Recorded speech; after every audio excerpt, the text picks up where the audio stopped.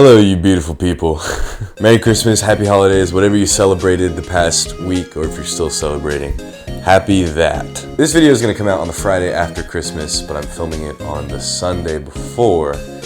So hopefully you guys had a good holiday, hopefully you got to spend time with family, friends, whatever you did, I hope it was beautiful. We are going back to what I did last video, and we are ranking some music that came out this year. But instead of doing albums, we're doing songs. The reason I split these videos up is because not every artist that released a good song this year put it on an album. So I need to make a separate chart just for this because there's been so many good songs this year. Another benefit of having this in its own video is there are a lot of small artists that released some crazy singles this year and they just weren't in albums. So we're gonna talk about some people you may not know today. This is gonna work the same as the last video. I have 10 songs that I very much enjoyed this year. I'm gonna list them all. I'm gonna tell you why I put them there. And yeah. Without further ado, let's get started. My name's Henry. I love music.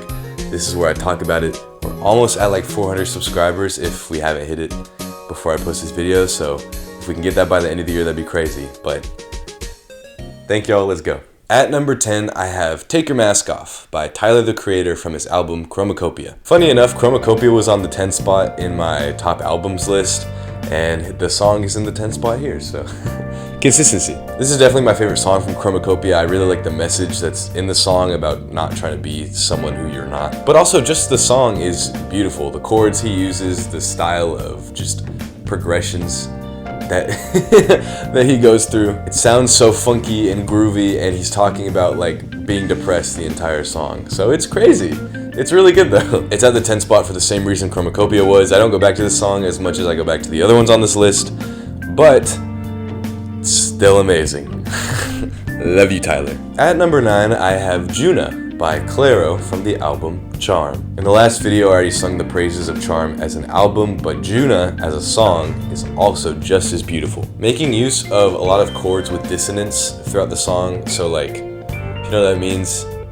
Like a chord that doesn't sound like it's correct, if that makes sense. And then transitioning to one without, so it kind of feels like a relief. It's really cool. I really love when songs do that. But I think Juna kind of encapsulates the jazzy style that Clairo was going with this album.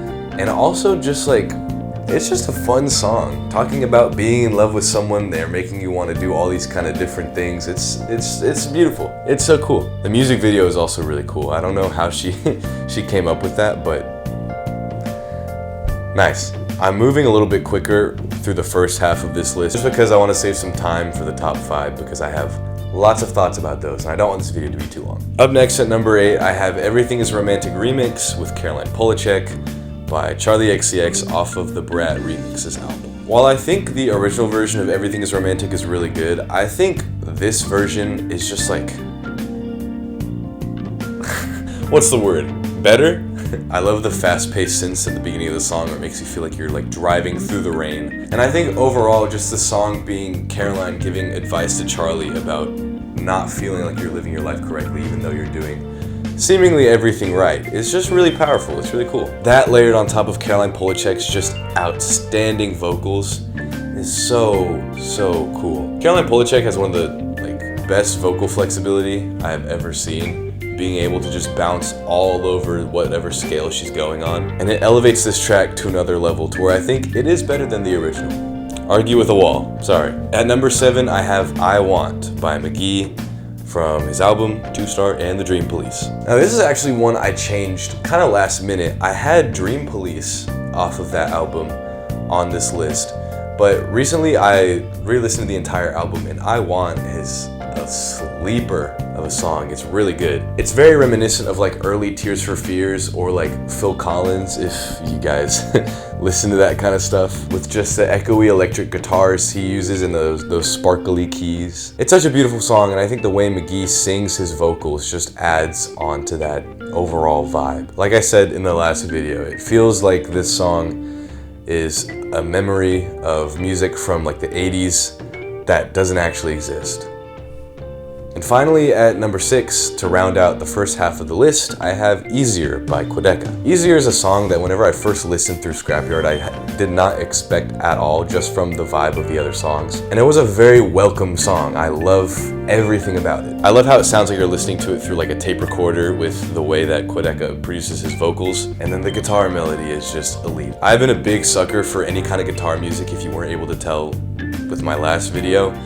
But this just like, it's such a good song to just like sit and think, if you know what I'm talking about. All right, we got through that half kind of quickly just because I feel like this next part of the list, I need to talk about a lot more. Not saying that these songs weren't good. They're obviously top 10 of the year for me, but these songs are on another level, man. At number 5, I have Sadness is a Gift by Adrienne Lenker off of her album Bright Future. I don't know why I forgot the name of it for a second. Sadness is a Gift was the lead single for this album, and it had come out at a time where I was first getting into Adrienne Lenker and I wasn't really familiar with all of her music. And I just remember listening to this in the car, like when it had first come out, and I was in awe of this song. I love the way Adrienne Lenker writes her songs. It's so poetic, it's so beautiful, and that is definitely what was happening on this song. The whole song is talking about how even though you can be sad that you're missing someone or you can't see someone you love, that sadness is a gift. It's such a blessing that you can feel that type of sadness about someone, that you can feel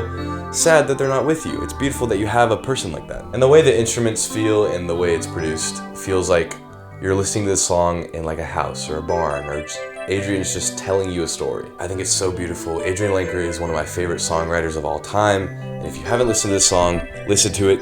You will agree with me. Next, lightening the mood a little bit, I got Magic I Want You by Jane Remover. Now this is the first song on here that actually did not appear on an album, even though I emphasized that a lot at the beginning. But this song is like the culmination of experimental internet pop that Jane Remover has been trying to accomplish with these most recent songs that she's been putting out. There is so much going on in this song, but I cannot stop listening to it. From the crazy drum pattern to the droning synth in the background to Jane's layered vocals to the breakdown like 3/4 of the song that just makes you want to get up and start dancing. Magic I Want You is definitely the best track that she's released out of the 4 she's put out for this album that she's rolling out, and I don't think that's going to change personally. The song is really good. It's fun, it's bouncy, it's all over the place. That's what I love about Jane Remover, and that's why it's in this spot. Quick intermission. I'm filming this while I think I have food poisoning or something. I want to throw up so badly, but I am getting through this film session because I love you guys. I might die though. We'll see what happens. At number 3, one of the coolest songs this year is R&B by Mike and Tony Seltzer. R&B is such a cool song. I listened to this song for the first time after I'd listened to Burning Desire, and it's so different from Burning Desire, but it's so good. R&B channels this kind of early 2000s hip-hop and R&B sound, but makes it modern with all the stuff that Tony Seltzer's doing to it. Tony made this super fun beat, and Mike is just going all over it, flexing, being upbeat. It's so cool. The music video for this song is also really, really good. If you haven't watched it, go watch it. I watched it for the first time like a week ago. It looks like an early 2000s music video. And then this could also just be me being delusional, but I think the cover of the song is a play off of the cover of Room for Squares by John Mayer.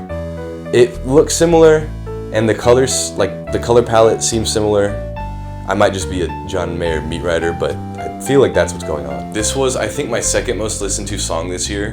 It's such an easy one I can put on at any time if I'm feeling happy, sad, whatever. Just gets me in a good mood, gets me ready to go. I love you, Mike. All right, ooh, I'm excited about this one. At the number 2 spot, and quite honestly, if the number 1 song didn't come out this year, this would have been number 1, for sure.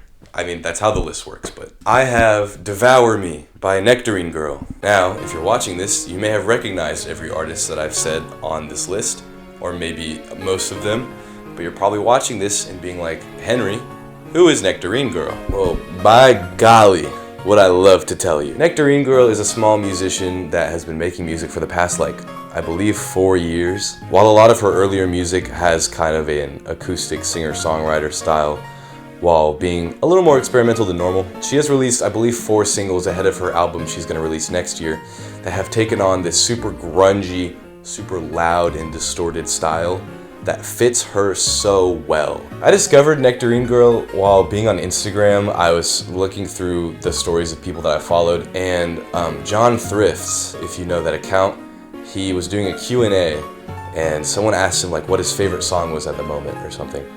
And he posted the song Aubergine by Nectarine Girl. This was like last year. And I listened to it and I was like, this might be the craziest song I have heard this entire year. This is awesome. So I kept following Nectarine Girl and listening to all the music she kept putting out.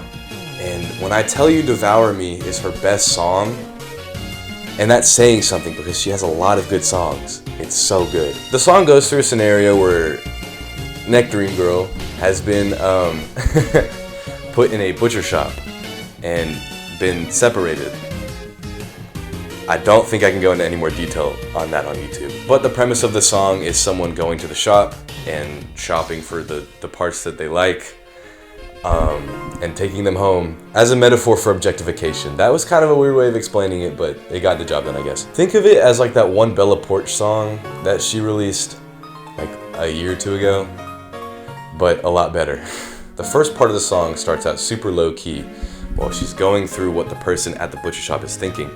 And then, once the person gets home with all of the parts that they selected and starts, as in the song, eating them, it gets really, really crazy. She has this grainy and ambient tone for her guitar that I think is outstanding, while having these loud banging drums in the background and her layered vocals just adding another sprinkle of awesomeness to this song. The second part of the song is so catchy and she does such a good job with it that I knew all the words to it by like the second listen. She also has a really good vocal range. She can go high, she can go low. This is one of the most impressive songs I have heard, honestly, in the last few years.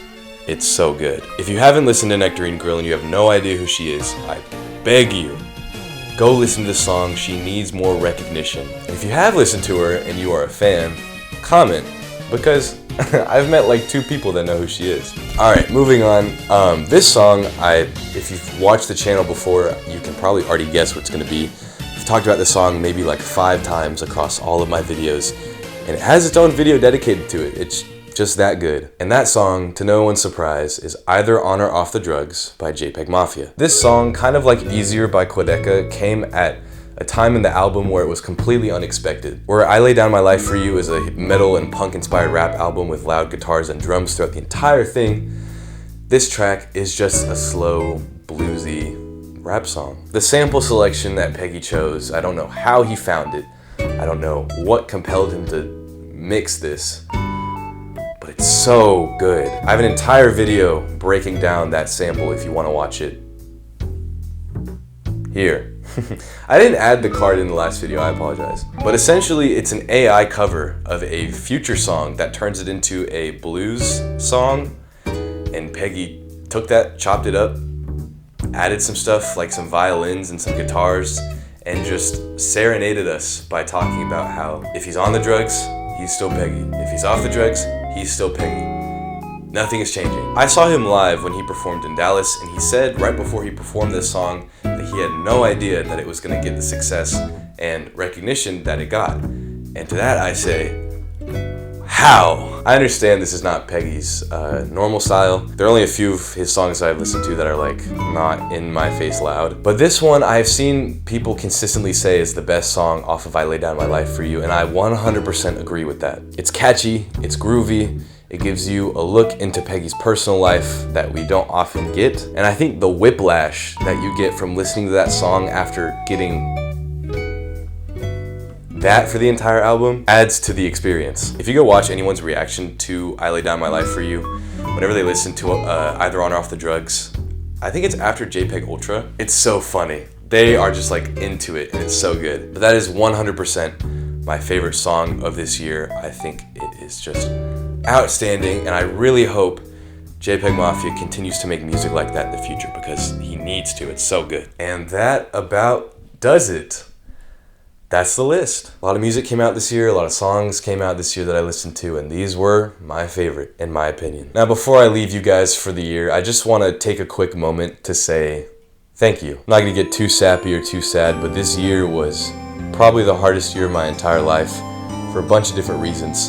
And I started this channel at a point in my life where I didn't really have a creative outlet or a place to talk about music or the stuff that I love like I do now. And even though, I mean, compared to other channels, we're still pretty small, I did not expect nearly the amount of recognition or just watch time that people have given me. Every DM that I've received talking about how much people love my videos is always so crazy to me, because like, I never thought it would be like this. At the time of recording this, I think we're at like 340 something subscribers, and my McGee video is almost at 10K views, so I hope that they're able to cross those milestones by the end of the year. But even if not, you guys have given me so much love and so much support, and I could not thank you guys enough.